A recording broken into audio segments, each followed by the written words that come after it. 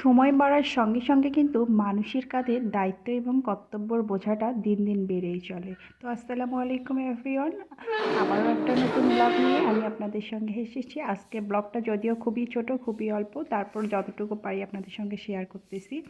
তো অনেক দিন হলো আমার এই প্ল্যান্টের গাছটাকে আমি রোদে দেই না, আর এগুলো কিন্তু রোদে না দিলে কিন্তু মানে ইয়ে হয়ে যায়, কেমন যেন ড্যাম হয়ে যাবে, গোড়াটা পচে যাবে। তো ভাবলাম যে অনেক দিন যখন ঘরে থেকে আছে, তো এরিকোর গাছটাকে আজকে একটু রোদ দিয়ে দেওয়া যায়। মাসাল্লাহ আজকে রোদের পরিমাণটা খুবই সুন্দর, আর আবহাওয়াটাও সুন্দর। তো যেমন কথা তেমন কাজ, সেই প্লাম থেকে আমি এই তো সোফাগুলোকে সরিয়ে নিচ্ছি। এগুলো কিন্তু আমার শ্বশুরের হাতের ফার্নিচার, যদিও আমার খুবই যত্নের, মানুষটাকে চোখে দেখিনি, কিন্তু তার ভালোবাসার স্নেহ মাখা এই জিনিসগুলোকে আমি আজও রেখে দিয়েছি।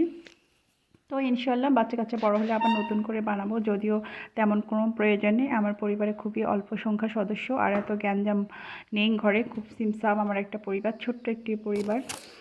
তো আমি এই জন্য এই এরিকোর গাছটাকে টেনে হিঁচড়ে বের করতেছি, আর এক হাতে ক্যামেরা ধরতেছি। যদিও আমি একাই পাচ্ছি না, এরিকোর গাছটা কিন্তু যথেষ্ট মাটি লোড নিয়েছে, এবং এটাকে কিন্তু আমার রোদে দিতে গেলে যথেষ্ট সময় দিতে হবে। তো এই তো এখানে ময়লা, এই যে আমার একটা রাবার ব্যান্ডও কবে পড়ে আছে, আর টাইলসের উপর কিন্তু প্রচুর ময়লা হয়। আমি জানি না বাবা, এত টাইলস, একটা চুল পড়লেও সেই চুলটাকে এত মানে দেখা যায়, মানে চুলটা আপনার দিকে তাকিয়ে আছে, এরকম একটা অবস্থা।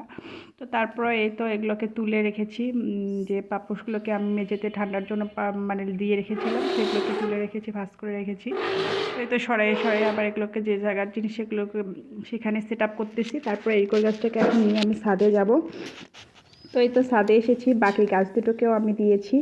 এগুলো কিন্তু পাতাবাহারের গাছ, আর মাঝে মাঝে একটু রোদ দিতে হয়, বাট আমার আসলে সময়ই হয় না। সময় হলেও তো অনেক সময় ঠান্ডার জন্য অলসতার কারণে ওঠাই হয় না।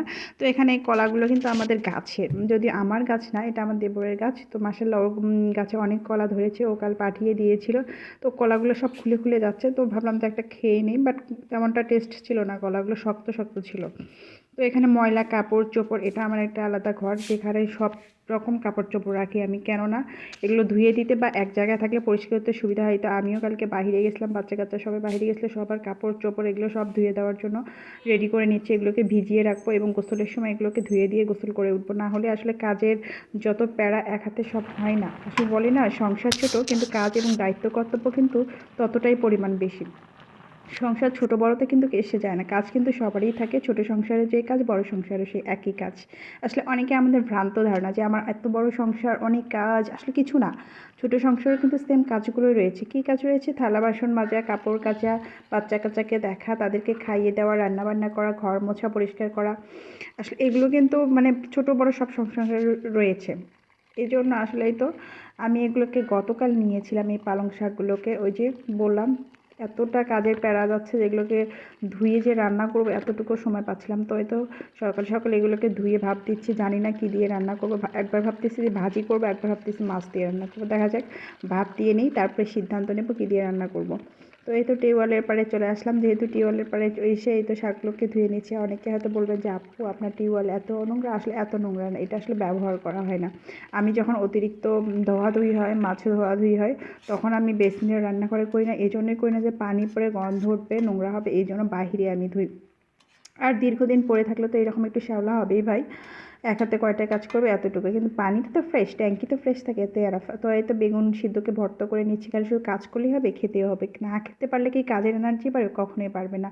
তো এই জন্য ভাবলাম একটু ডিম ভেজে নেব, একটু বেগুন ছানা ভর্তা করি, শাক ভাজি করে এতটুকুই আপাতত রান্না করি। বাচ্চাদের তো খাওয়াতে হবে, নিজে তো কাজ করতে হবে, তবেই না কাজ করতে পারবো। তো সেই চিন্তাভাবনা থেকে বেগুন ভর্তা করতেছি। আর ভর্তা ছানা ভাত কিন্তু আমারই যেমন পছন্দ, আমার সন্তানদেরও তেমনই পছন্দ।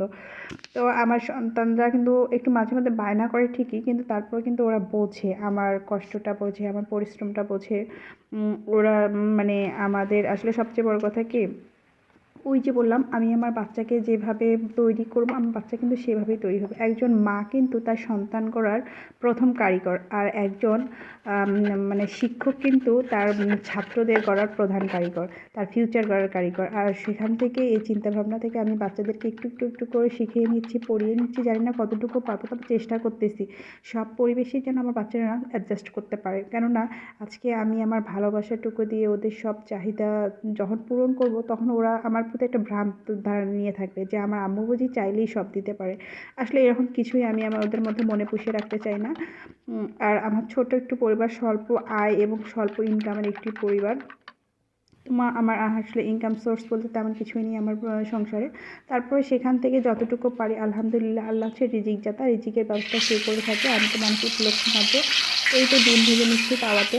তো কড়াই তো বন্ধ, বেগুন সিদ্ধ করে রেখেছি, আরেকটাতে একটু আলু সিদ্ধ করা আছে, এই জন্য আমি তাওয়াতে ডিম ভেজে নিচ্ছি।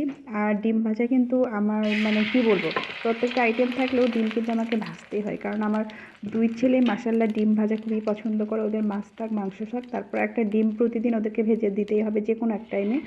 তো এই তো ডিম ভেজে নিচ্ছি। আর ডিমটা কিন্তু মানে আপনি যতই ভাজেন, আসলে এই ব্রয়লার ডিমগুলো আসলে ততটাও স্বাদ লাগে না, কেন জানি না, এটা শুধু আমারই কথা কিনা। তো আজকে দেশি মুরগির ডিম আমার ফ্রিজে নেই, এই জন্য আমি ব্রয়লার মুরগির ডিমই ভাজতেছি। তো যত সম্ভব চেষ্টা করি যে আসলে দেশি জিনিস খাওয়াতে। এখানেই তো আমার যা আবার আমাকে পালং শাক দিয়ে গেলো, তাদের জমিতে নাকি এগুলো লাগিয়েছে, তো উনি আবার 3 মোটা দিয়ে গেলো পালং শাক, বলতেছে ভাত দিয়ে রাখো, সমস্যা নেই ফ্রিজে। তো এই তো মাছটাও কিন্তু আমার জায়েরই দেওয়া, তো এগুলো ওনাদের পুকুরের মাছ। তো ভাবলাম যে পুকুরের মাছ, টাটকা মাছ, এগুলো আর ফ্রিজিং করবো না, ফ্রিজিং না করে ডিরেক্টলি রান্না করবো। আর কী দিয়ে রান্না করবো, ফ্রেশ টাটকা সবজি দিয়ে রান্না করবো, তাহলে কিন্তু অন্যরকম একটা স্বাদ হবে। তো অনেক দিন এসব টাটকা সবজির সঙ্গে টাটকা পুকুরের মাছ খায় না, এই জন্য ছোটো হোক মাছটা কিন্তু স্বাদ তো হবে। তো সেই চিন্তাভাবনা থেকে মাছটাকে একটু ভেজে নিচ্ছি, কেননা আমার শাশুড়ি বা বাচ্চা কাচ্চারা কিন্তু ভাজাটাকে বেশি পছন্দ করে। ওরা মানে তার ছোটো মাছ ভেঙে যাবে, কাটা কাটা হবে, এই জন্য আমি ভেজে নিয়ে রান্না করলাম। তো রান্নার শেষে এই তো আমি আমার বাচ্চাদেরকে আস্তে আস্তে খাওয়াচ্ছি। আলু খাবেন মা, আলু খাবেন বাবা, তাহলে তো আনতেই হবে। আল্লাহ হাফেজ।